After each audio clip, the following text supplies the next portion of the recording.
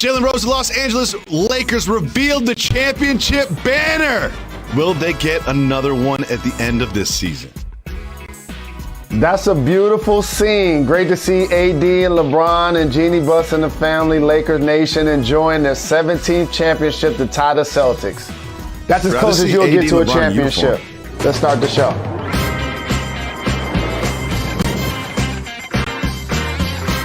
He is Jalen Rose. I'm David Jacoby. We are Jalen and Jacoby. What exactly is it that we do? What up, though? We get the people what they want. There is so much to discuss in the NBA, and we will discuss some of that with the Mavs, Jalen Brunson later, but we start with the return of the beard in Brooklyn. James Harden is back, and Jalen, he didn't even look like he missed a step. I liked what I saw from him. What do you think? When you step through to Brooklyn, so he's a masterful playmaker, and when he's out on the floor, I appreciate his role now with the Nets is to understand that he got to make everybody around him better. He's the facilitator. He's the orchestrator. He's the quarterback of the offense. Kyrie's the assassin. Is going to go one-on-one and try to go for 35 every night. KD, Iceberg Slim, shooting trades from the suburbs. James Harden is the guy that now everybody else wants to move, and Jeff Green wants to cut, and Claxton is getting dunks, and Harris can now get more opportunities. And he plays at his own pace. And I know what you're now going to say to me. Hey, Jalen, since Harden is back, are you ready to predict that the Nets are going to win it all? Is that what you're ready for me to say? Is that what you're ready to challenge me on? I like you going against the Nets. I like you picking against the Nets because I know the Nets are going to come out of the East, and you're going to change your pick eventually. But one thing I love about James Harden, he's very self-aware. He understands who James Harden is, and here's what he had to say after the game. Not to brag or anything, but I'm really good at this game. I love this. He's like, look, I'm going to be humble about this, but I'm really good at basketball. So y'all might be surprised that I look so good playing basketball today, but I'm really good at basketball. Love it so much. And also, based on the sacrifice each needs to make, KD is a two-time Finals MVP. We've seen Kyrie win a championship. James now making this a supers team has to be the one that makes the sacrifices. And fortunately for them, his game is built to do so. Years ago, people thought I was bugging when I said Harden is the most unique offensive weapon that has ever played in the NBA. You know, George Gervin got my phone number right. You know, I had so many people hitting me that was like, are you kidding me? And I'm like, he's the only guy that's ever going to lead the league in total threes made, free throws made, total assists. Just think about that. Usually that's 4 different guys. James Harden has been the embodiment of your unique talent, and now that he's healthy, I know why you're very excited about the Nets. But their big three still has only played 7 games together. Well, when James Harden is on the floor, the Nets are 28-7. When he is off, they're 11-11. They're certainly in a better spot with him than without him. And we move on to another team looking to get all of their superstars on the floor, and that is the Los Angeles Lakers, who we just saw raise the banner. Well, didn't have the superstars on the floor for this one, but they did have some good contributions from others. What do you think about the bench coming through in this one? When teams win championships, there's a reason why everybody affiliated gets a ring. Family members, people that work in the organization, even sometimes people that cover the team, and everybody on the roster. Of course, we're going to celebrate LeBron James and his excellence and Anthony Davis being their top players. But if you're looking now deeper into the Lakers roster, Kyle Kuzma giving them quality minutes. Andre Drummond has now started to play better. THT with Schroeder and Caruso out is now giving them a great opportunity to win games. So each of those guys feel confident about themselves. Montrezl Harrell was just recently getting DNPs, Jacoby. He's the 6th man of the year. It just shows you the kind of depth that they have when they're healthy. Well, when you look at where the Lakers are in the standings in the West, we talked yesterday about how maybe going to the play-in game wouldn't be the worst thing because you end up matched up with the Suns instead of the Clippers. But The Blazers won yesterday against the Jazz. The Mavericks won yesterday against the Pelicans. They're not giving up the 5 and 6 spot. I think the Lakers will end up in 7 in the play-in, and I also think that's not the worst thing in the world. What do you think? I agree with you. All things relative. However, you don't have room for error when you flirt with the play-in game. I mentioned the Lakers last night, but LeBron wasn't playing, and AD wasn't playing. And AD has a groin injury. And you know what I learned about those? They don't necessarily heal overnight. So this is something that likely is going to linger with Anthony Davis. So the goal should be to play less games, Jacoby, and not more.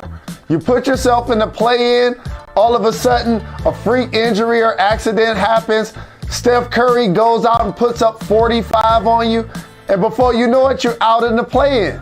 And so it's important for them, yes, if all things are relative, to play against the Suns versus the Clippers.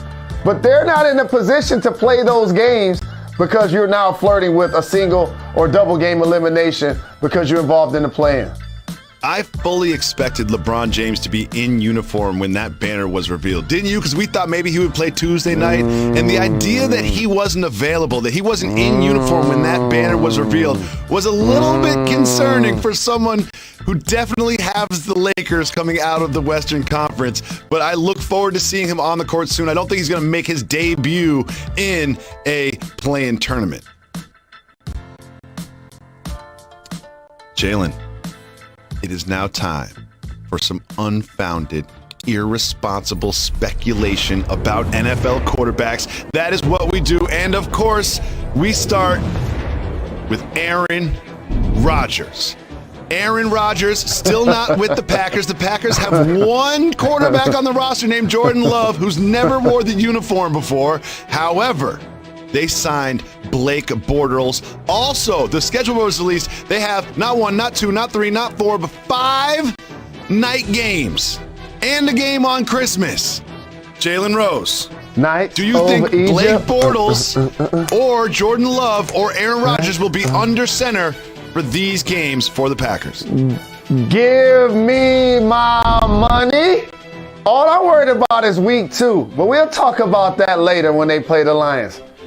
It's plain and simple what we know is happening with the Packers and Aaron Rodgers. The man wants to get a raise, Jacoby. He has no guaranteed money on his deal. He's been working for that company for over 15 years. He's smart enough to know a starting quarterback in today's NFL has guaranteed money on their contract, especially if they've proven to be as elite as he is. So until that changes, it's great that those 5 national games are scheduled, but I don't anticipate, unless I see him get a new deal, that he'll be playing. Well, we will see. But one thing I do know that the Packers are not planning on having Blake Bortles start these games. Because look, this is unfair. I want to apologize to Blake Bortles and the Bortles family. Our producers put this together. Listen, once the MVP of the league, going to the Hall of Fame, all right? Blake Bortles has been in the league for a long time, and he's made a lot of money. Big shout out to Blake Bortles, but he is not the starting quarterback of the Green Bay Packers come week 1. They hope that is the MVP, Aaron Rodgers. And Jalen, just because we like you, we decided to allow you to have a look at the full Lions schedule, the full Detroit Lions, your team. This is the happiest you're going to be as a Lions fan all season long. When you look at the schedule, how many wins do you see? Stand by me. Oh, Stan. Let me look at the Detroit Lions 2021 regular season schedule. You know what I see? What do you see? Let me tell you what I see. I see 10 wins. Well, no, That's what this I season. see. No, not the next 2 seasons, this season. Put the schedule back up there. I'm going to tell you the 10 wins right now. Put the schedule back up there. I see 10 wins for my Lions. We going to San Fran and we getting week 1. We bite kneecaps right from the beginning. We're not playing those games. Week 2, now we get a chance to play on national without Aaron Rodgers. That's a win. Oh, Lamar, that's going to be trouble. Week Jalen, 4 I'm not going to at allow the you to finish Bears. this exercise. Justin I'm not Fields going to ain't allow you going to to be finish for starting your yet. own good. For your own good. We don't have to go through every game. Justin There's Fields no ain't gonna be chance playing yet. they get 10 wins. They'll be underdogs in every single one of those games. Seriously, every single game. There's not a single game on there that I see that'd be like the Lions will be favorite. They will not be favored in any of these games the entire season long. The entire season long. We're going to beat the Bengals. Do you know what they are going to lead the league in, though, Jalen Rose? They are going to lead the league We're going to beat the Vikings twice. In bitten kneecaps. They're going to lead the league in We're bitten going to get kneecaps. up, and on the way up, we're going to bite a kneecap off. Wait, I'm sorry, Coach Dan Campbell, what are you guys going to do? We're going to get up, and on the way up, we're going to bite a kneecap off. They're going to lead the league in bitten kneecaps. Let me teach you something about the greatness of the Detroit Lions this year. See, I'm from the city, born and raised, 313. The trenches is when the game is won. Do you know that we got the best center in football? Did you know that? Do you know what we did in the draft this year? We secured the line, Jacoby. Jared Goff is going to have more time to throw. Our running backs are going to have more holes to run through. So when Aaron Donald, we going to block him. We going to block Khalil Mack twice this year. 10 wins, dog. We got the best line in football. We got the best line in Detroit. Coming to you live above the Heineken River Deck here in Pier 17 in New York City. Welcome back to Jalen and Jacoby. Jalen on the show right now is someone named Jalen I'm actually excited to talk to. There he is right there, the Mavs, Jalen Brunson. Thank you so much for joining the show. Appreciate it. Thanks for having me. You guys got an important win yesterday against the Pelicans, but more importantly, you had the return of Kristaps Porzingis to the Mavericks lineup. How important is he as you guys enter the playoffs? He's a big part of what we do. He's just a force inside on offense and defense. And then him being back last night gave us a little juice, and so we're happy to have him for playoffs. Luka dropped another 30 last night. He been out there killing at an all-NBA level. What is it like to play with him, and what do you believe makes his game so special? I think the best part about his game is his pace. He can't be sped up. He can make decisions. He just slows the game down, and then he can pick it up whenever. He's, like you say, he's so dynamic. He can do a lot of things with the ball, and he can make his teammates better. You know, Jalen Rose usually takes us behind the curtain and into the locker room, but we want Jalen Brunson to do it now. There's been some reports about some tension between Luka and KP, and Mark Cuban addressed it. What's really going on in that Mavs locker room? We have some great chemistry, honestly. There's a lot of stuff that's said on the outside, but I think we've done a good job of keeping everything in-house. We don't really worry about what's happening on the outside. We've been really just on the same page. And we talk things through and everything that we need to.